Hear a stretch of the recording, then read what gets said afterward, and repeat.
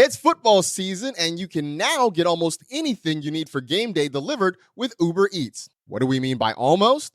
Well, you can't get a running back delivered, but you can get baby back ribs delivered. A strong defense? That's a no. But strong deodorant? That's a yes. A six-pack of abs? Definitely no. But a six-pack of beer? Uber Eats can get you that. There you have it. Get almost anything for game day delivered with Uber Eats, official on-demand delivery partner of the NFL. Order now. Alcohol in select markets. Product availability may vary by region. See app for details. Super quick question.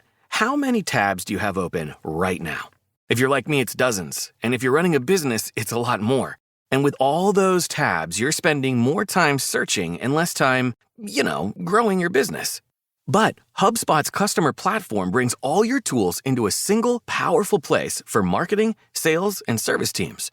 So close those tabs and get growing. Visit HubSpot.com to get started today. The NFL Draft is now officially open. This is draft season. John Schmeelk and Tony Pauline back off a week off last week with the Giants playing on Thursday night.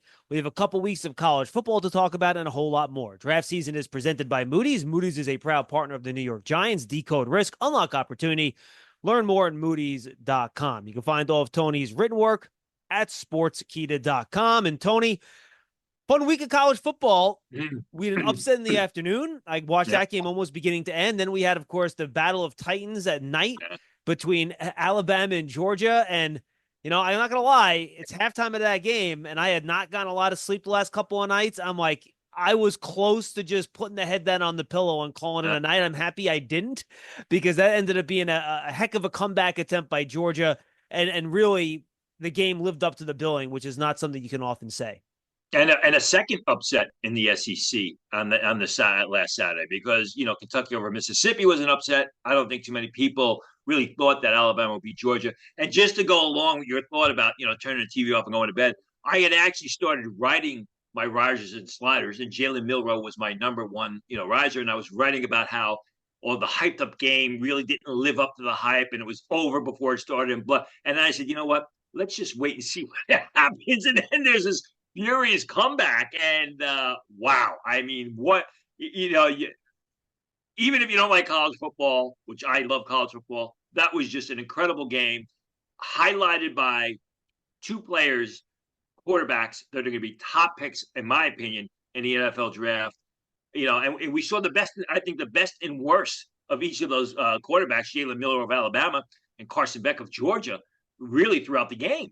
Yeah, and look, Tony, you hit it, and I think that's where I wanted to start. Heading into this, our last show we had a couple weeks ago, we talked about Jalen Milroe and how the flashes are there. You see the athleticism, the arm strength. At times his passes can look perfect, but there's a lack of consistency, right? Yep. Well, what do we see? We saw the all the upside of the player in the first half, and then for the next quarter and a half, you saw, all right, well, maybe he doesn't have it because now he's not looking so good, and then he makes the big throw at the end, and boy, in 2 years when we have Jeremiah Smith and Williams from Alabama coming out in the same draft class and wide receiver, that's going to be fun.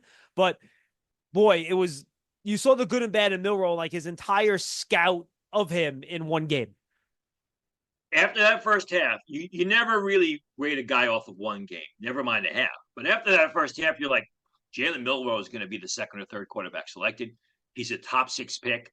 He's beaten Georgia. He's tearing Georgia apart with his arm and with his legs.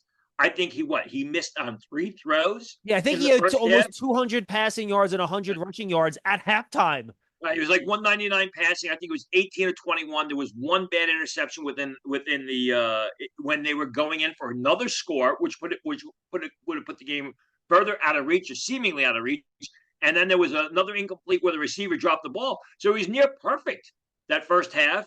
And like you said, I mean, the third quarter and the first half of the fourth quarter, forget about the first half, first 10 minutes of the fourth quarter, he's streaky. He can't move the offense. It's like night and day. And Alabama is down by 1 point. They got to get in the field goal range. You think they're going to work the ball down the field. And what does he do? 75-yard touchdown bomb to a freshman. So, and I think that's the thing about Milroe is The physical gifts are off the charts, and his upside is just so incredible to me. And he, for the most part, he makes right decisions. He makes smart decisions. He's just got to really polish his game, smooth off the rough edges. And I have a feeling that's why I have him graded so highly. As we go through the 2025 draft process, you're going to hear more and more about how scouts love this guy. They love him. He can interview well. The tape is at phenomenal points, and he makes good decisions. He protects the football. Yeah, and Tony, you said the scouts are going to love him. He's going to interview well. I thought his post-game interview was phenomenal. Just such a mature kid, seems like a good kid, smiling, explaining the game well, just a very mature way of going about things. And you're right. Look, people are going to want to draft the upside here. And I think, their new head coach there, bringing that offensive system in large part from Washington, I think, bringing in more pro concepts to what he's asked to do. And obviously there's still a lot of college stuff there too. This is not the same offense that Michael Penix ran in Washington. It's a little bit different, but I think you're seeing him make some of these downfield throws that NFL scouts are going to be like, all right, we can see how this can translate if everything clicks. Like Michael Penix did a year ago. I mean, remember, Mm-hmm. the allure, the attraction to Michael Penix was his vertical passing. I mean, he was able to make throws that few other quarterbacks in the draft could make, which is one of the reasons why he went so high, much higher than everyone thought. But when you look at Milroe, compare him to Penix, doesn't have the medical history. He's a legitimate threat to beat you with his legs. I'm not a fan of design quarterback runs because you don't want to get your quarterback hurt, but they are used and they are necessary on occasion. And Jalen Milroe shows, like I said, in that first half, not only beats you with your arm, but he's deadly running the ball. I mean, and those were good Georgia athletes on that defense. It's not and like he just turns the corner on them again and again. It was crazy.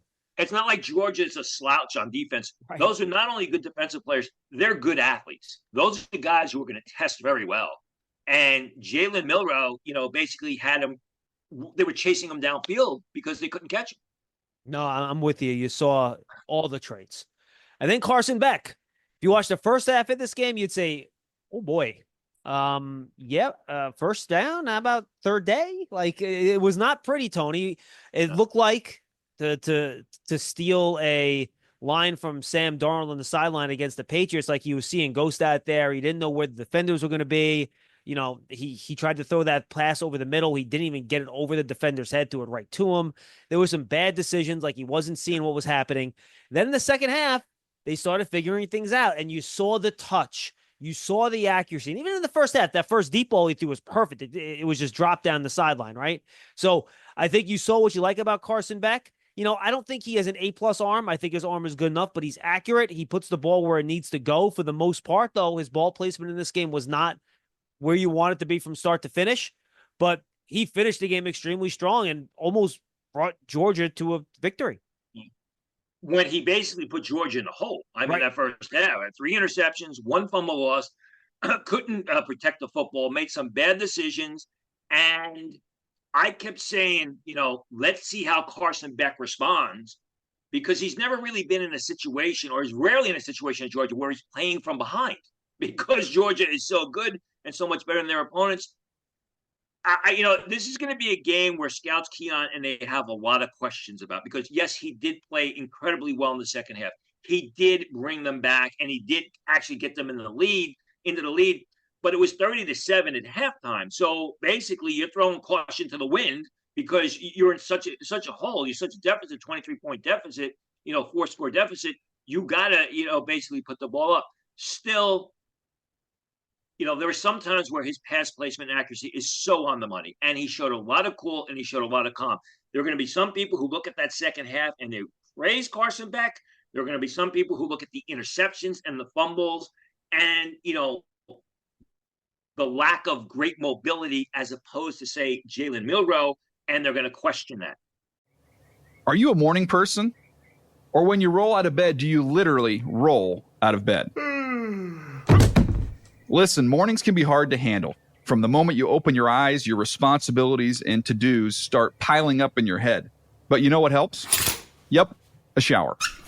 But not just any shower, a shower with Irish Spring. Yeah, as soon as you reach for the Irish Spring, your day immediately gets better. Oh, yeah. All those to-dos are totally doable. Because that crisp, fresh, unmistakable Irish Spring scent zings your brain and awakens your senses. So when you finally emerge from that glorious shower, 37 minutes later, because let's be honest, you pay the water bill so you can stay in there as long as you want. You're ready to take on the day. And smell great doing it. Irish Spring Body Wash and Bar Soap. Fresh, green, Irish.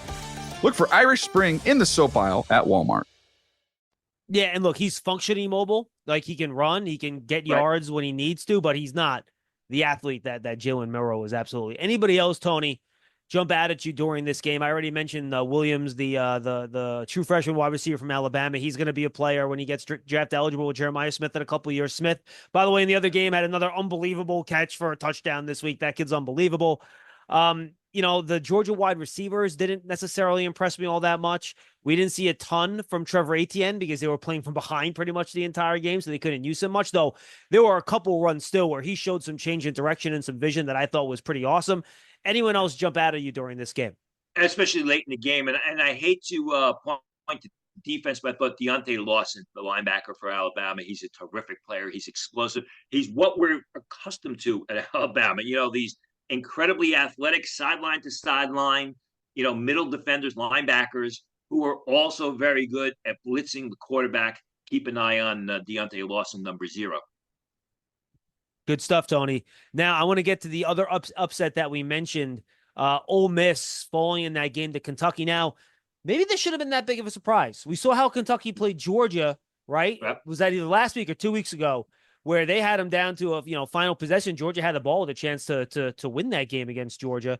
And then this week, Ole Miss, we talked about Jackson Dart when we did our offensive rankings last week, and I think you saw when the defense shut down some of the easy answers in that offensive system that is so effective down there, that things did not come so easily. And just a really good job by that Kentucky defense, which we also talked about a couple weeks ago when they had that game against Georgia. They are a stout, tough, punch-in-the-face defense. Like you said, they shut down Georgia until late in the game. And what happens with Kentucky is their defense is so far ahead of their offense, and oftentimes their offense can't move the ball. Right. If you watch that Georgia game, even if you watch the Mississippi game, they're coming out late in the game, late third quarter, fourth quarter, and they're gassed because they're big guys. And they're gassed, and their offense couldn't get anything, especially the Georgia game, sustained to give them a break. They finally did against Mississippi late. Deontay Walker, the big defensive tackle. Deion Walker. Deion Walker, the big defensive tackle. He's not just a gap occupier. I mean, he's a relatively athletic, mobile guy who is a decent pass rusher, who moves relatively well. Keyshawn Silver, the transfer from North Carolina, number 9, has really stepped it up. Jamon Dumas-Johnson, the athletic outside linebacker who, for some reason, transferred to Kentucky from Georgia. I'm sure he got a huge NIL package, but he's incredibly athletic. He's forceful. And Tyreek Jackson, a guy who really doesn't get a lot of mention. He's more of a 2-down, tough, run-defending linebacker who I think is going to go late in the draft, but he's really good at what he does.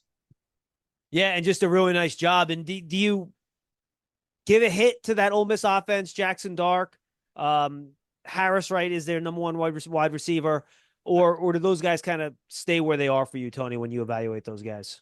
I think it's a hit for the Mississippi offense. I thought the offensive line, especially the right side, didn't do a very good job, and I think the Mississippi coaches also have to take a hit, especially when you consider that game was played in Oxford. That was a home game for Mississippi, and Kentucky goes in there and beats them. Absolutely, I'm with you. Friday night, I believe, right, was the Miami-Virginia Tech game, another close game, and Cam Ward, he had some ups and downs, man. Like the game was a bit of a roller coaster for him, but in the end, another very productive game, and he figured out a way to get Miami the win. Wild game where Miami was up early. Virginia Tech came back. Miami came back, and then there was that last play. It looked like a touchdown, but they called it back. Cam Ward, 24-38, 343 yards, 4 TDs, but 2 interceptions, one which was a pick 6. And I think sort of like Jalen Milroe and Carson Beck in that Alabama-Georgia game, if you watched the Miami Virginia Tech game, you saw the best and the worst of Cam Ward. He's cool. He's always in control of the situation.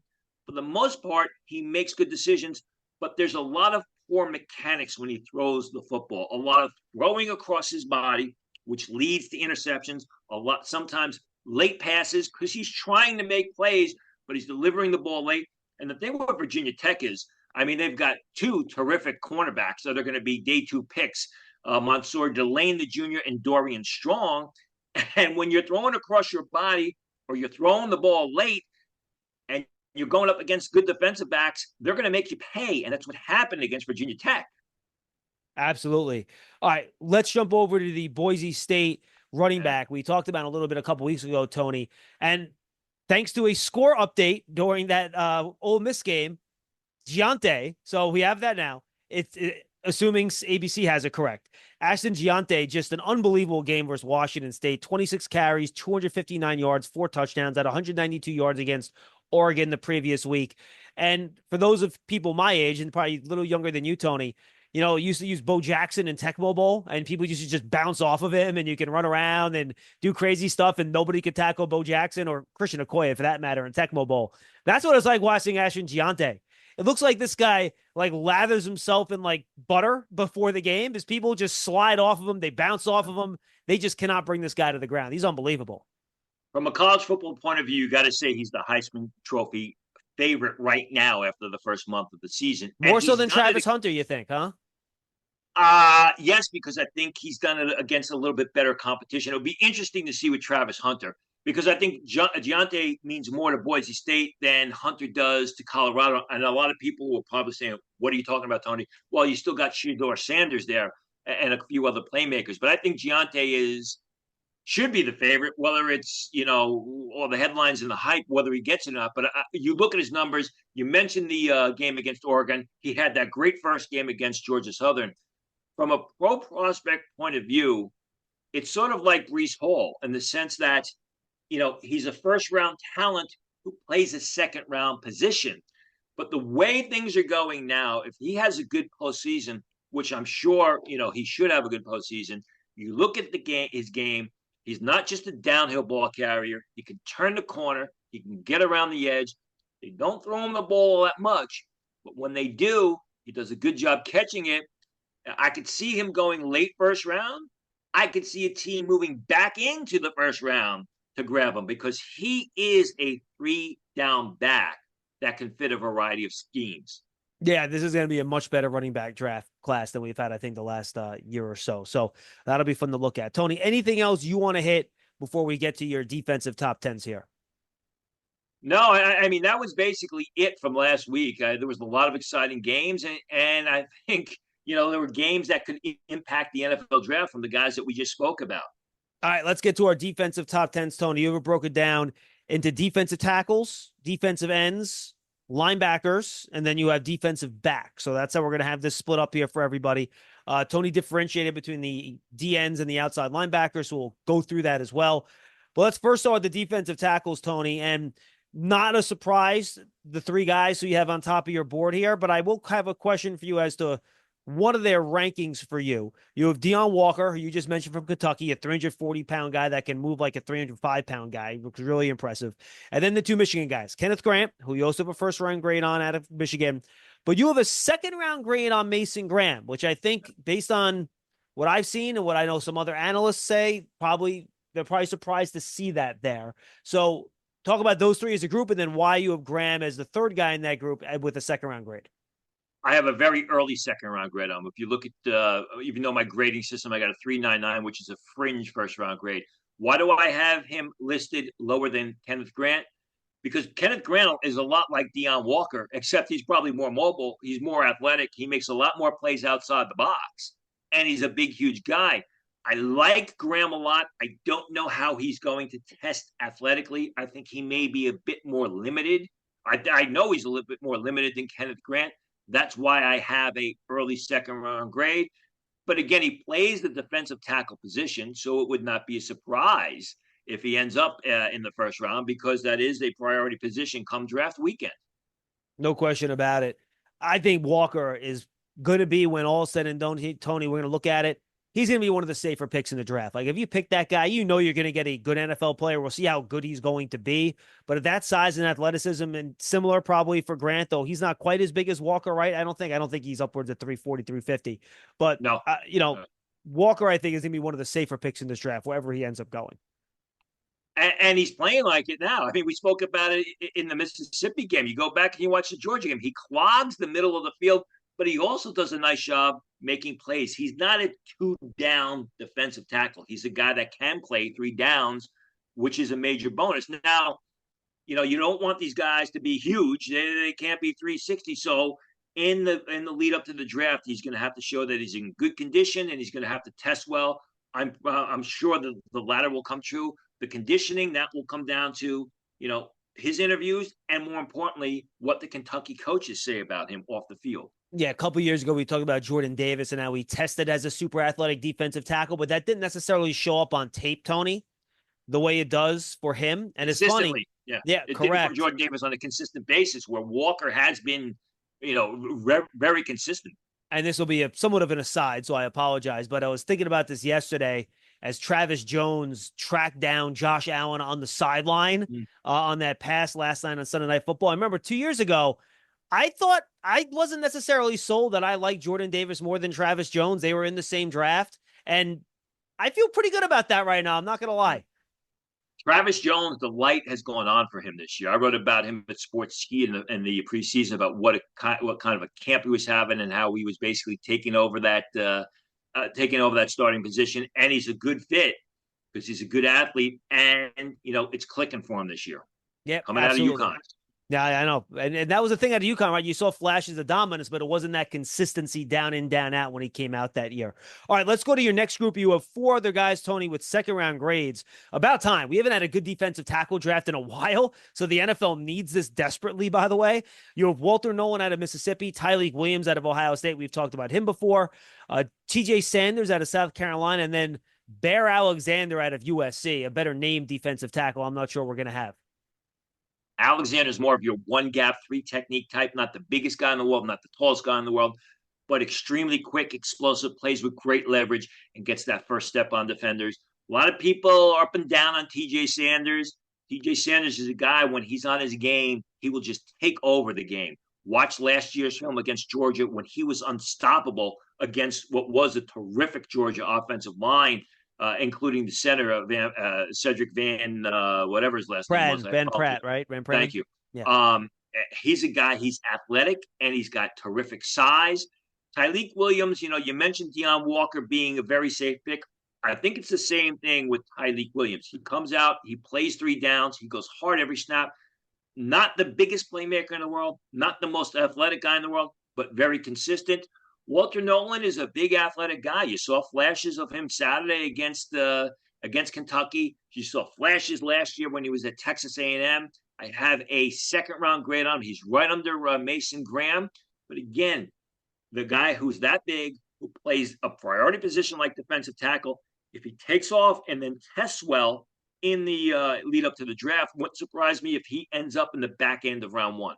Anyone else from this list, Tony, that you want to point out? I'll just point out Nazir Stackhouse that you have in the 4th round. I think, again, he's just a big body. He's a space eater. He's a guy that I think is a pretty safe pick, either late day 2, early day 3.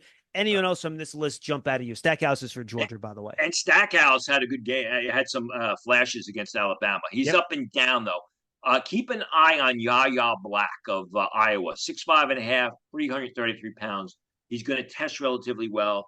He's a guy that has shown flashes of ability literally the past 2 years. I want to see him put it all together. I will be at that Ohio State game, so let's see how he does against what is a good developing Ohio State offensive line. But Yahya Black, you want to talk about great names. He's got a lot of upside. Scouts like him.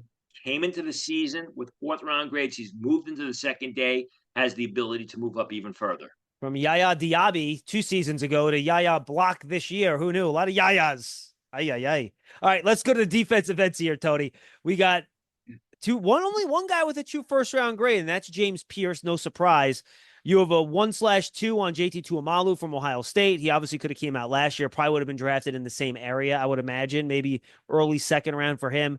Then you have Jordan Birch, another player that we thought might come out last year. He did not. He stayed in the draft.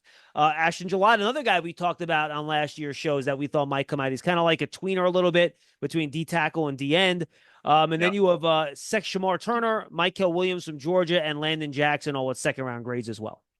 James Pierce, I have him as a DN. You could just as easily put him as an outside linebacker. Not having the great knockout season that everybody thought. I mean, coming into after the 2024 draft, coming in the season, people thought that Pierce, sort of an undersized, explosive edge rusher, could be a top 5 pick. Really hasn't enforced his will this year and has been very inconsistent, but he's athletic and he gets a lot of force up the field. Tuamaloa is a guy who shows tremendous flashes. He's athletic. He's not just an edge rusher. He can get out into space and pursue the action and make plays out to the flanks. He's good. He's not great, but he does things very well. I think would be very good in the 4-man line. Jordan Birch is a guy, he's a bit of an enigma. You know, you keep waiting for Jordan Birch to take off, and he shows flashes of dominance. 6'4.5", 294 pounds. He's probably going to run in the low 4.8s. He can stand over tackle. He can come out of a 3-point stance. But he's got to start to play to those numbers on a snap-in, snap-out basis. He's really got to show, that he can be a number 1 guy. Ashton Gillett, I agree with you. I have him graded higher than most as an early second-round pick. 6'2.5", 275. Is he a defensive end? Is he a defensive tackle? Is he a 3 technique guy? You line him up inside. The guy just makes plays after play after play behind the line of scrimmage. He's a disruptive force.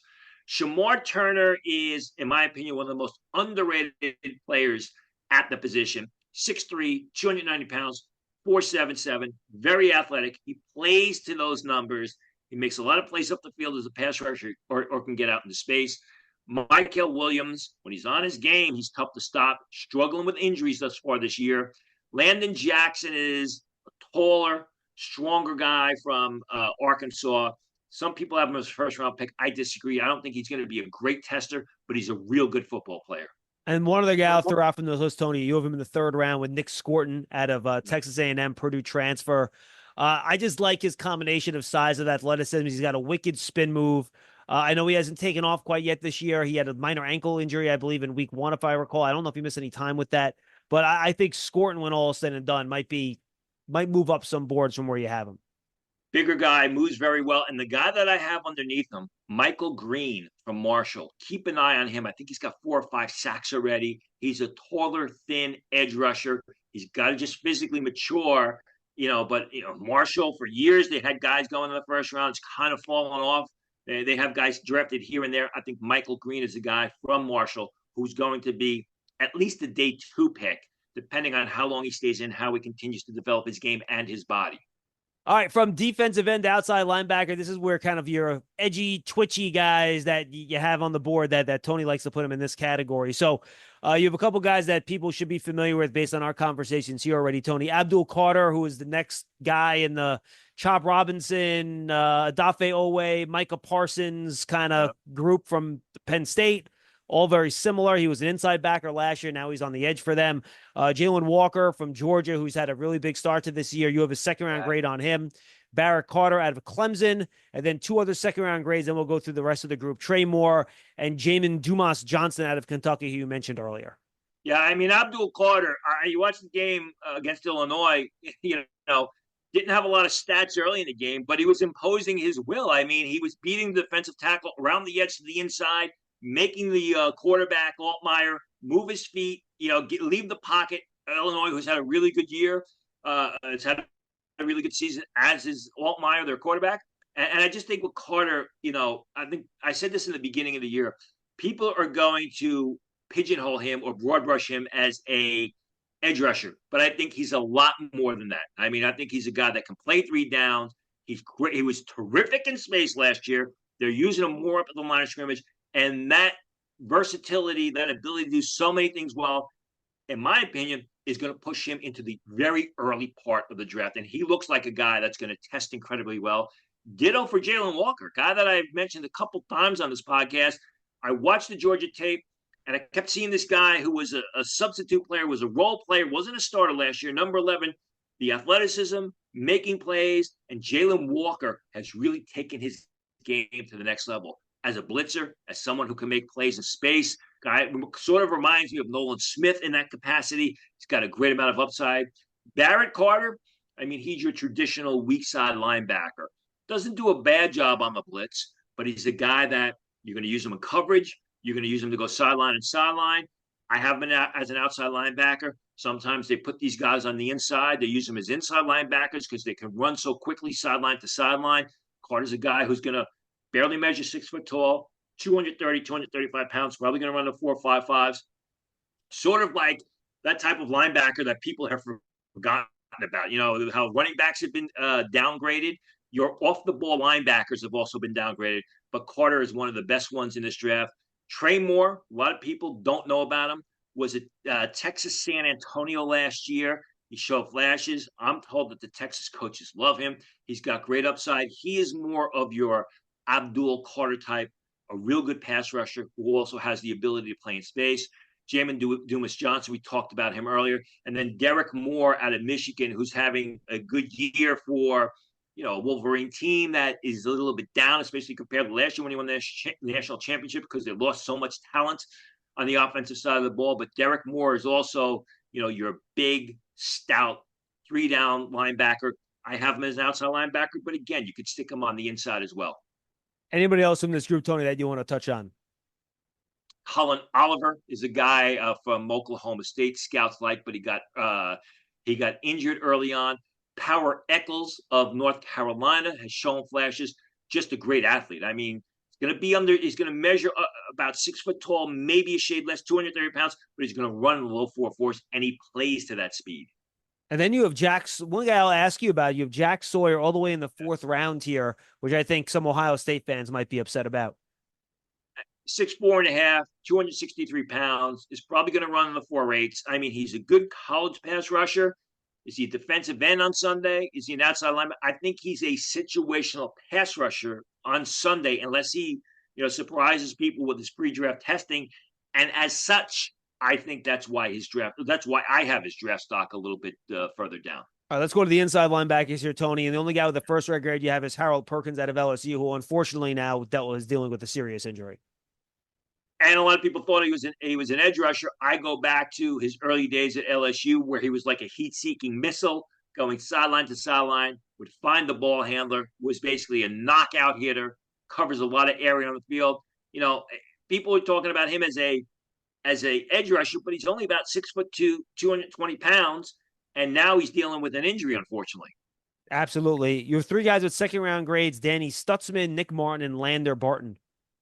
Stutzman is a guy that NFL scouts love. I mean, we'll talk about this in a little while, but Stutzman came into the year with basically some of the higher grades from the senior class, first-round grades. He's tough. He's smart. He's relatively athletic. He's very explosive, good against the pass, can play the run. But again, he's more of that. He's not the Abdul Carter pass rusher. He's more of your traditional 3-down linebacker and defending the run and covering the pass, which is why I have a second-round grade on him. But you never know. I mean, you saw Jack Campbell, right, of Iowa go in the first round a couple of years ago. He's that similar type of player. All right, let's go to the defensive back. Let me just have one other guy. Go ahead. Nick Martin of Oklahoma State. Coming into the year, Cullen Oliver, his teammate, got high grades from scouts. Oliver was injured.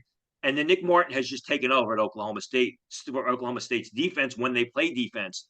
Even when they don't, you know, you can see Oliver see Martin number 4 just roaming the field. I mean, the guy is incredibly athletic. He's very fast in every direction of the field.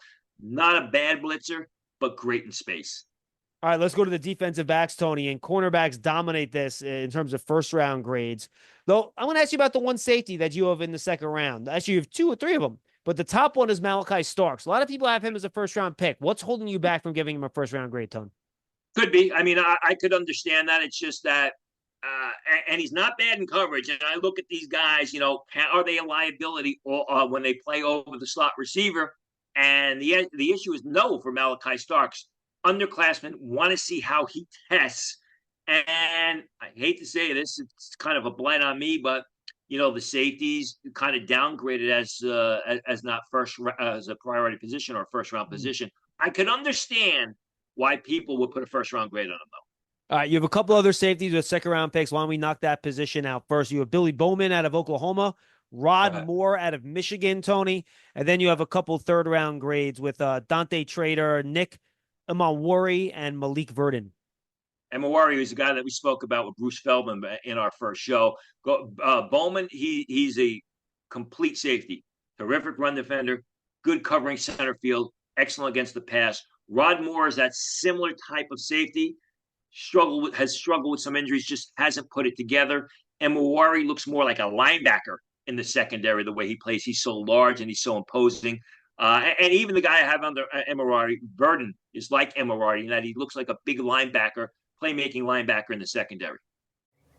Are you a morning person? Or when you roll out of bed, do you literally roll out of bed? Listen, mornings can be hard to handle. From the moment you open your eyes, your responsibilities and to-dos start piling up in your head. But you know what helps? Yep, a shower. But not just any shower, a shower with Irish Spring. Yeah, as soon as you reach for the Irish Spring, your day immediately gets better. Oh, yeah. All those to-dos are totally doable. Because that crisp, fresh, unmistakable Irish Spring scent zings your brain and awakens your senses. So when you finally emerge from that glorious shower, 37 minutes later, because let's be honest, you pay the water bill so you can stay in there as long as you want. You're ready to take on the day. And smell great doing it. Irish Spring Body Wash and Bar Soap. Fresh, green, Irish. Look for Irish Spring in the soap aisle at Walmart. All right, let's go to the cornerback position, Tony. And two guys that, and we're going to hit this as our last point today about consensus first-round picks, but two guys that I feel like are fairly consensus for the first round is Benjamin Morrison out of Notre Dame and Will Johnson out of Michigan, though I think, unlike most people, you have Morrison ahead of Johnson right now. Right, because I think Morrison does a better job making plays with his back to the ball. Johnson doesn't do a bad job of it. I think with Johnson, teams just don't throw in his direction. But I like Morrison's ability to make plays with his back to the ball. I also like his size, speed numbers.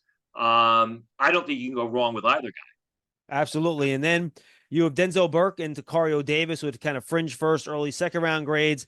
And then you have a bunch of second round grades here, Tony. You got Davison Igbinson from Ohio State. I probably butchered that. I apologize. Siobhan Revel, we've talked about him out of East Carolina. Mansour Delane, we just mentioned him earlier, out of Virginia Tech. And Jade Barron out of Texas. A lot of guys that you like there with second round grades at DB. Yeah, Barron is more of your nickel back. I don't think he's a starting cornerback. Ravel from East Carolina suffered an ACL injury in practice about a week and a half ago, so he's done for the year. I mean, he is your prototypical 6'2", 190 pounds, runs in the 4.3s.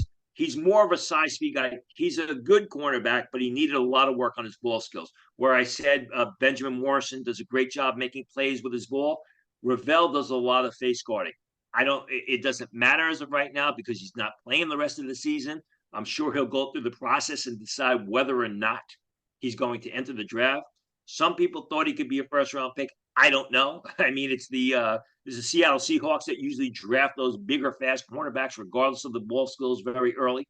The two Ohio State kids I absolutely love. Ibison, who is a third-year junior, 6'1.5", 290 pounds at corner, and he's showing developing more ball skills. Denzel Burke, not as athletic, but very consistent. Struggled a little bit last year, made the right decision, come back in 2024, and I think he's got starting ability on Sunday. All right, final thing for you, Tony, unless there's someone else in the DBs you want to mention that we didn't get to? No, that's about it. Okay. Jim Nagy sent out a tweet this morning. We're recording this on Monday. It'll be airing on Tuesday. So I'll just read the tweet. Spoke to 4 NFL execs this past week, and all said the same thing about the upcoming 2025 draft. There's and this is bold, his emphasis, not mine, unusually small number of surefire first rounders this year. Amount of round one grades in most drafts is in mid-teens, and good drafts tend to have low 20s. Based on these conversations I'm having, there's less than 10 consensus first rounders right now at this point of the fall scouting process. Dane Brugler replied to that. He says basically from what he's talking to, he's getting the same feedback from people. Tony, are you getting the same? Yes and no. I mean, there's got to be some context here. Are we just talking about seniors? Are we talking about all players, including juniors? So I don't know what the context was. Now, a couple of things. You've mentioned in the past about how conservative I am on my grades. Yep. Especially with quarterbacks. If you talk to scouts, especially this early in the process, they're even more conservative. I mean, they are crazy conservatives. Let's break it down. The only underclassman quarterback that got a first round grade coming into the season by scouts was Shedeur Sanders. Quinn Ewers was graded as a third round pick by scouts coming into the season, and a lot of people think he's a top 10 pick. I don't, but a lot of people say top 10. He was given a third round grade. Carson Strong was graded as a day 2 pick coming into the season. Whether they've moved that with the Miami quarterback, Cam Ward was basically given a 4th round grade coming into the season. So the other thing, they're not adjusting their draft boards on a week by week basis, these teams, because you have the area scouts and the area scouts get together and then they adjust their boards. So they'll have meetings towards the end of the regular college season, and I think we'll see that number move up. I can understand it, especially with the quarterbacks, because you have all these people, Drew Allar. I mean, I guarantee you no scouts have a first round grade on Drew Allar. I love Jalen Milrose. I think he's going to be an early pick. But I think if you talk to 100 scouts, 99 scouts would not have a first round pick on Jalen Milrose. That's the way it's done, especially this early in the season. Yeah, and something else, Dane Brugler, who we're going to try on the show next few weeks. We're going to start rolling in some guests here as we get deeper into the college season, Tony. But, he kind of said he doesn't think that they're right now, consensus-wise, as a lock top 10 quarterback. Would you consider right now that there's consensus on a lock top 10 quarterback, or are people all over the place on Sanders and Beck and, Ewers and all these other guys? Okay. I'm looking at my board now. The only top 10 quarterback I have is Shedeur Sanders, and he hasn't played all that well this year. A couple of reasons, because he doesn't have a great offensive line, but go back to what I said with Cam Ward about the poor fundamentals, throwing the ball across his body, the releasing passes late. That is what Shedeur Sanders does times 2. I mean, he's constantly throwing across his body. He doesn't throw with proper footwork, and that's going to downgrade. And remember, Shedeur Sanders came into the season graded by some scouts as a top 10 pick. I don't know that people feel that his game is taken next level. It's kind of even leveled off. And from a fundamental point of view, it may have regressed. The only top 10 grade I have on a quarterback right now would be Shedeur Sanders. Yeah, and you know what? They asked Mel Kiper when he comes on ESPN all these questions about these top guys. And I'm just scrolling through his top 10 right now, and he doesn't have any quarterbacks in his top 10. I'm trying to find where his first quarterback pops in, and it's Shedeur Sanders at 12. So it sounds like all you guys are he is Beck at 13 and yours in 14 and Ward at 15. So I think he's playing it safe having those 4 guys all next to each other. Which one of these guys, Tony, do you think has the biggest stretch of grades from scouts, where some guy might have him top 10, other guy might have him like in round 4? Cam Ward, no doubt about it. I mean, because like I said, people looking at the past couple of weeks, they look at the Florida game, how incredible he was. They look at the game against Virginia Tech. I've seen mock drafts. I just checking that some out this morning. They have Cam Ward as a top 5 pick.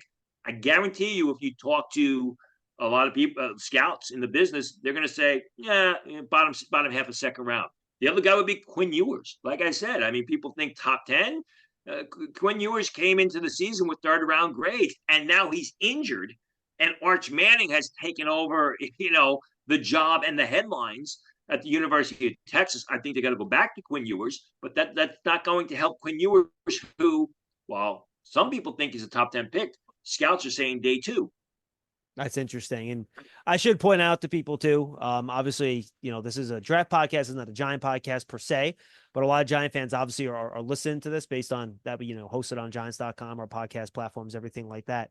So I'll just say this very briefly, Tony, that a lot of Giant fans are like, oh, just wait for Arch Manning. Guys, like, the Manning family has said this, like they want him there 4 years. So unless you want to wait like 3 seasons, I wouldn't hold your breath here, guys. Like Arch Manning is going to be there for a while. I think the Mannings realize, Tony, and rightfully so, if you look at some of the success these quarterbacks have had the last couple of years, is the quarterbacks that have played a lot in college that have had the fastest success in the NFL. Go back to Joe Burrow, who was in college. I know he didn't start a lot of games early in his career, but he was in college for a long time. He was an older prospect, right?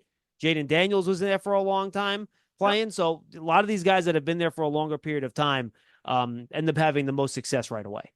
As did Peyton Manning. I mean, because if you remember, I mean, they only have to look as their own family. Everyone thought that Peyton Manning was going to come out as, or everyone believed Peyton Manning was going to come out as a junior. The New York Jets held the top pick of the 1997 draft. Bill Parcells had just taken over the New York Jets. It made complete sense. And what happens? He goes back to school because he wants to try and win the Heisman Trophy. He wants to beat Florida. He wants to play in the SEC championship game. None of that worked out. But that was probably, part and parcel to Peyton Manning being such a terrific college pro quarterback, although he wouldn't have been probably anyway. But still, I'm sure it helped him. The fact that, he went back for that extra year. And don't forget, Peyton Manning, Ryan Leaf were in the same draft. There were some people who liked Ryan Leaf more than Peyton Manning because he had the better arm. He was bigger. He was more the vertical passer. Wasn't even a contest. And I guarantee you, if you talk to Archie Manning, you talk to Peyton, they'll say, staying that extra year really helped me, really improve my game. All right, Tony, good stuff, my friend. Always good to talk to you. Absolutely, John. Tony Pauline, sportskeeda.com. Draft season is brought to you by Moody's, a proud partner of the Giants, uniting the brightest minds to turn today's risk into tomorrow's opportunities. Learn more at Moody's.com. For Tony Pauline from Sportskeeda, I am John Schmeelk. Thanks for joining us on draft season. We'll see you next week, everybody. It's football season, and you can now get almost anything you need for game day delivered with Uber Eats. What do we mean by almost? Well, you can't get a running back delivered, but you can get baby back ribs delivered. A strong defense? That's a no. But strong deodorant?